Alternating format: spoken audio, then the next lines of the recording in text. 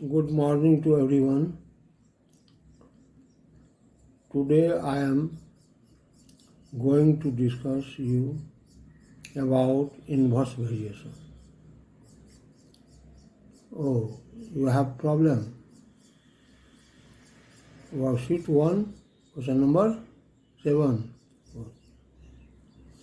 Worksheet 1, question number 7.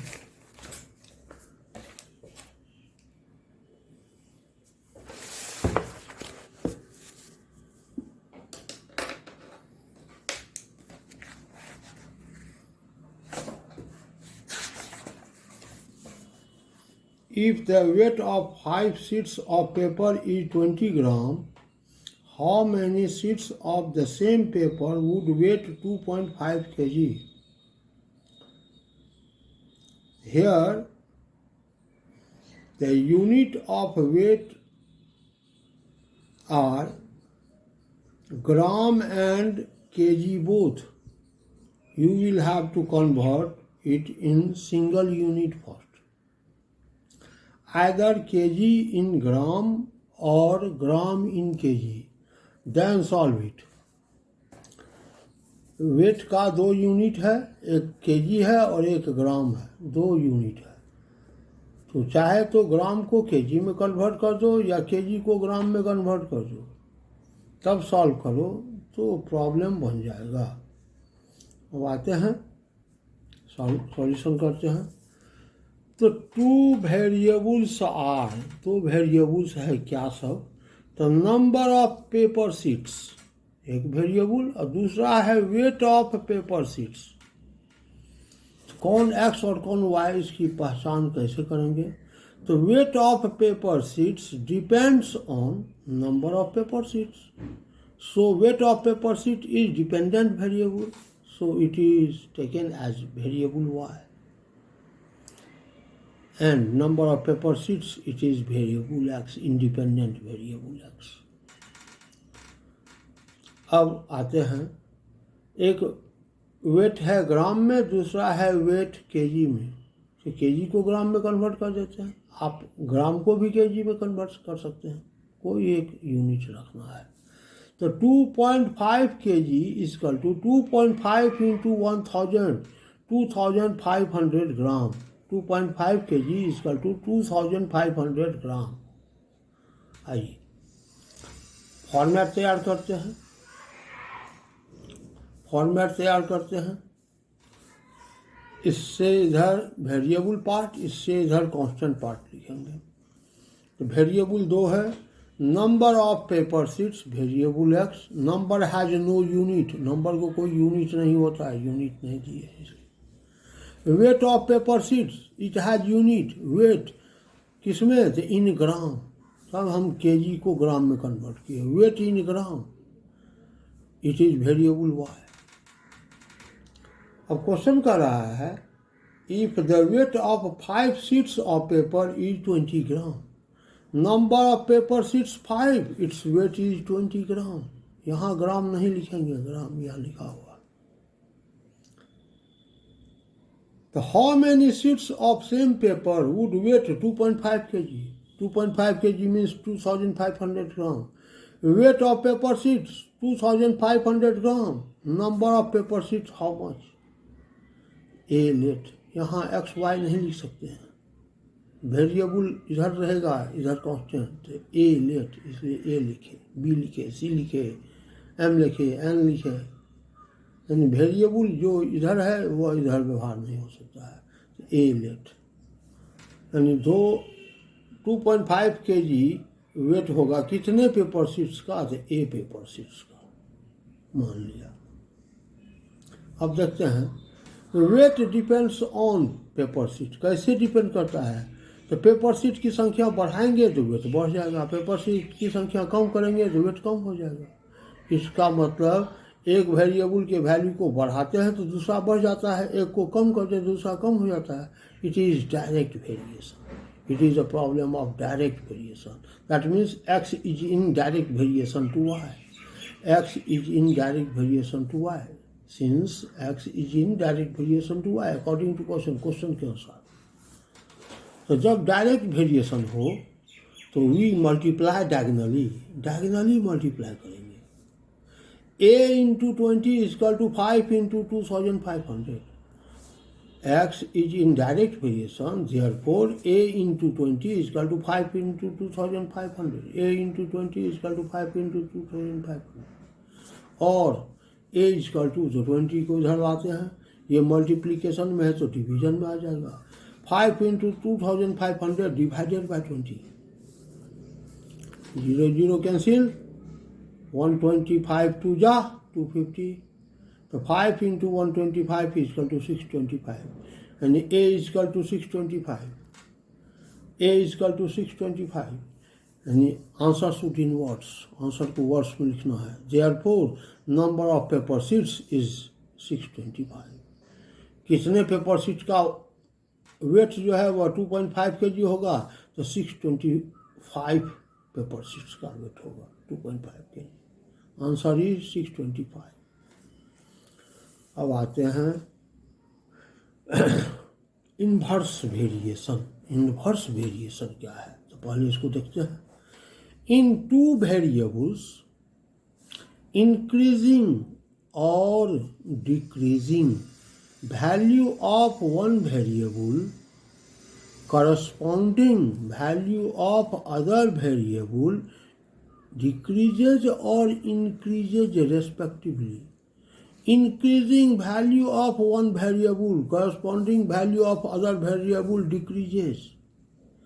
एक variable के value को बढ़ाने पर अगर संगत दूसरे वेरिएबल का वैल्यू कम हो जाता है, या और एक वेरिएबल के वैल्यू को कम करने पर संगत दूसरे वेरिएबल का वैल्यू बढ़ जाता है, इज कॉल्ड इन्वर्स वेरिएशन। इसी को हम इन्वर्स वेरिएशन कहते हैं। एक को बढ़ाएंगे तो दूसरा कम हो जाएगा, एक को कम करेंगे तो दूसरा बढ़ जाएगा, इन्वर्स वेरिएशन। जैसे एग्जाम्पल के लिए हम आते हैं, स्पीड एंड टाइम। सपोज यहाँ ए से बी दो प्लेस है, ए और बी दो प्लेस है, दोनों के बीच का डिस्टेंस 50 किलोमीटर है। हम बाइक से जा रहे हैं, ए से चलते हैं बाइक से बी की ओर। अगर हम 10 किलोमीटर पर आवर के स्पीड से जाएं तो ए से बी तक जाने में 5 आवर्स लगेगा। यहीं यदि ए से बी की ओर हम 5 किलोमीटर पर आवर के स्पीड से जाएं तो ए से बी तक जाने में 10 आवर्स समय लगेगा। यहीं अगर ए से बी की ओर हम 50 किलोमीटर पर आवर के स्पीड से जाएं तो ए से बी तक जाने में 1 आवर समय लगेगा। अब यहाँ देखते हैं दो वेरिएबल, एक स्पीड और दूसरा टाइम। स्पीड 10 से 5 की कम कर दिए तो टाइम 5 से 10 हो गया, बढ़ गया। एक वेरिएबल का वैल्यू कम किए तो दूसरे वेरिएबल का वैल्यू बढ़ गया। एक वेरिएबल का वैल्यू 10 से 50 कर दिए, बढ़ा दिए, तो दूसरे वेरिएबल का वैल्यू 5 से 1 हो गया, कम हो गया। यानी एक को बढ़ाए तो दूसरा कम हो गया, एक को कम किए तो दूसरा बढ़ गया। It means speed and time are in inverse variation. Inverse variation, एक और एग्जाम्पल ले लेते हैं। Number of labours and working days. हमको एक काम कराना है, उस काम कराने में अगर हम 20 लेबर रखते हैं पर डे तो 10 दिन में काम समाप्त हो जाता है। अगर हम लेबर की संख्या कम कर दें, 20 से 10 कर दें, 10 लेबर ही पर डे, तो डेज की संख्या ज़्यादा हो जाएगी, 10 की जगह पर 20 डेज लग जाएंगे। वहीं अगर हम लेबर की संख्या 20 से बढ़ाकर 50 कर दें, लेबर की संख्या बढ़ा देते हैं, तो समय हमको कम लगेगा। 10 डेज की जगह पर हमको 2 डेज में ही काम समाप्त हो जाएगा। तो एक वेरिएबल का वैल्यू कम किए तो दूसरा का वैल्यू बढ़ गया, एक वेरिएबल का वैल्यू बढ़ा दिए तो दूसरे का वैल्यू कम हो गया। इसका मतलब number of labours and working days are in inverse variation. It is denoted by 1 upon. Variation 1 upon. It is denoted by variation 1 upon. अब आइए देखते हैं.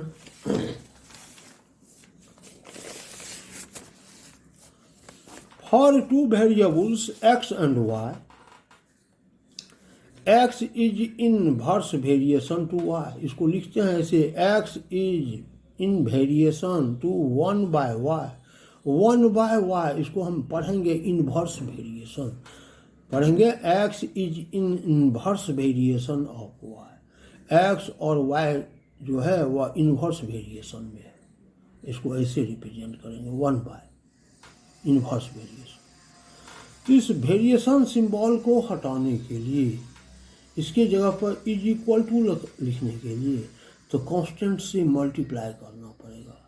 x is equal to constant k into 1 by y, where k is constant,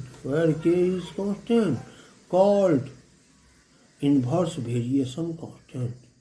k जो है वह constant है और इसको हम इनवर्स वेरिएशन कांस्टेंट के नाम से जानते हैं. तो k इक्वल टू कितना, y यहाँ डिवीजन में है, इस साइड लाएंगे तो मल्टीप्लीकेशन में हो जाएगा. x into y equal to k into 1 k equal to x into Y.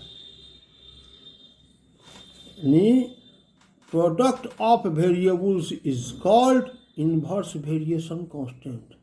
और इससे पहले पढ़े थे ratio of variables is called direct variation constant. x by y is k direct variation constant.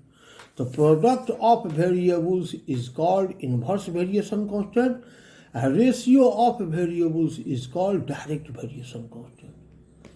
अब यहाँ पर देखते हैं, दो वेरिएबल्स हैं x और y. जब x का वैल्यू x1 है उस कंडीशन में y का वैल्यू y1 है. जब वेरिएबल x का वैल्यू x1 होता है तो उसी समय वेरिएबल y का वैल्यू y1 होता है. जब x का वैल्यू x2 होता है उसी समय y का वैल्यू y2 होता है. तो variation constant, product of variables x1 into y1, that is variation constant k. x2 into y2, that is variation constant k. क्यों? तो x is inverse variation y. x और y इनवर्स वेरिएशन में है तो product of variables is inverse variation constant. x1 into y1 equal to k, x2 into y2 is equal to k. यानी इसका भी value k और इसका भी वैल्यू k. इसका मतलब ये दोनों आपस में इक्वल. यानी x1 into y1 equal to x2 into y2, x1 into y1 equal to x2 into y2. इस चार में से कोई 3 दिया रहेगा, चौथा का वैल्यू निकालना है. तो क्या देखते हैं यहाँ पर फॉर्मेट को, x1 into y1 is equal to x2 into y2. जब इन्वर्स वेरिएशन हो तो मल्टीप्लाई वर्टिकली. इससे पहले देखे थे जब डायरेक्ट वेरिएशन हो तो मल्टीप्लाई डायगनली, लेकिन इन्वर्स वेरिएशन हो तो मल्टीप्लाई वर्टिकली मल्टीप्लाई करेंगे इन्वर्स वेरिएशन में.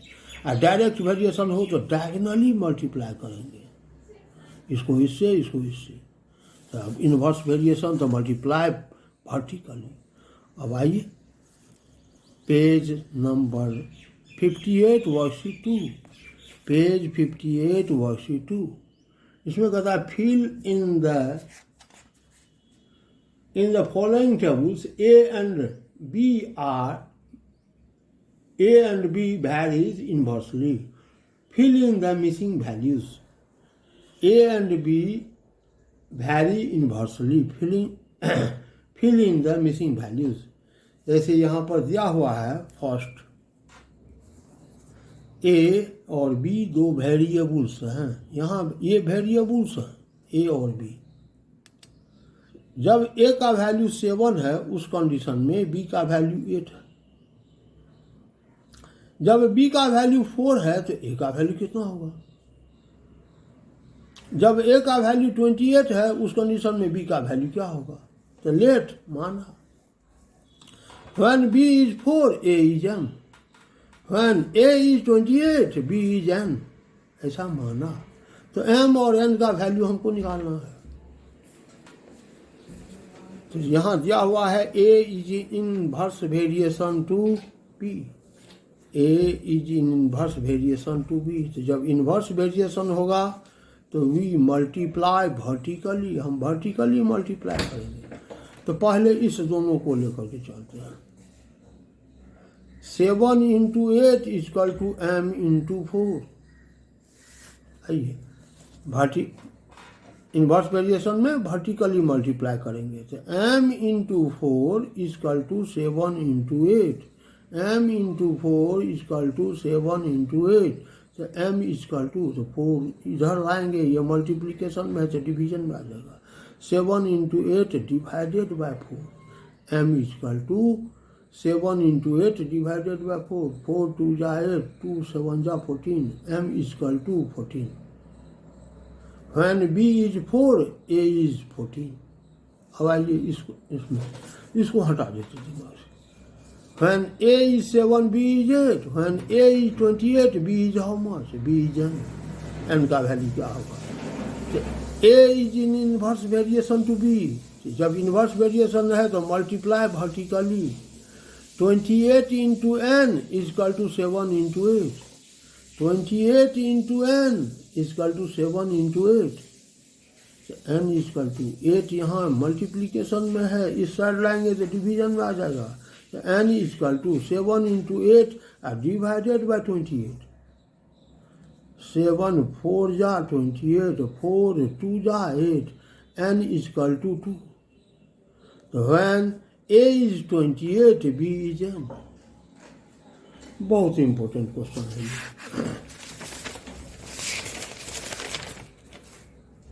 आइए एक क्वेश्चन और देखते हैं इसका।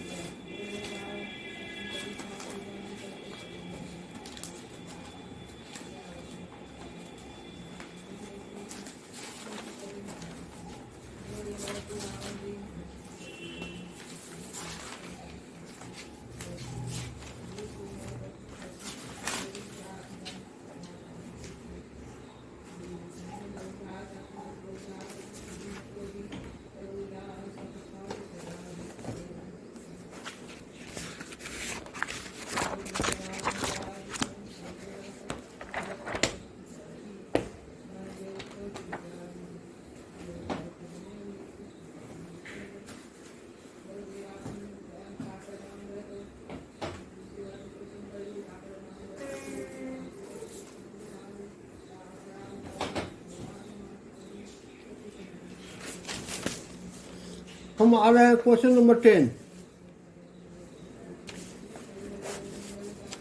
बीच से ही ले लिए। 6 pumps working together empty a tank in 28 minutes। 6 pumps एक साथ काम करते हैं तो एक टैंक को 28 मिनट में खाली कर देते हैं। How long will it take, कितना समय लगेगा? To empty the tank if 4 such pumps are working together। यदि 6 के बदले में 4 ही पंप काम करे एक साथ तो कितने समय में टैंक खाली हो जाएगा? 6 पंप्स अगर एक टैंक को 28 मिनट में खाली करता है तो उसी टैंक को 4 पंप मिलकर के कितने समय में खाली करेगा? अब आते हैं इसको। 2 वेरिएबल्स आर, 2 वेरिएबल्स क्या है? तो number of pumps and time taken. Time depends on number of pumps, so it is variable y. Number of pumps, it is variable x. Format तैयार करते हैं। Number of pumps, number has no unit, it is variable x. Time, its unit is in minute, and variable y. Number of pumps 6, time taken 28 minutes. Number of pumps 4. Time taken how much? So let it is a minute. Since जितना pump की संख्या बढ़ेगी समय कम लगेगा, pump की संख्या कम रहेगी तो समय ज़्यादा लगेगा. It is inverse variation. X is in inverse variation to y. जब inverse variation है तो we multiply vertically. A into 4 is equal to 28 into 6. A into 4 is equal to 28 into 6. A is equal to 28 into 6 divided by 4. 4 7 are 28. 7 into 6 42. And A is equal to 42. And it will take 42 minutes to empty the tank. यदि 6 की जगह पर 4 ही pump काम करे एक साथ, तो उस टैंक को खाली करने में कितना समय लगेगा? तो 42 मिनट्स का टाइम लगेगा. It will take 42 minute to empty the tank. Answer should inverse what mean. तो today's XW do worksheet 2. Worksheet 2 आप अपने से बनाएंगे जिस तरह से हम बनाए हैं. जो भी प्रॉब्लम होगा आप नेक्स्ट क्लास में हमसे पूछेंगे. Thank you and have a nice.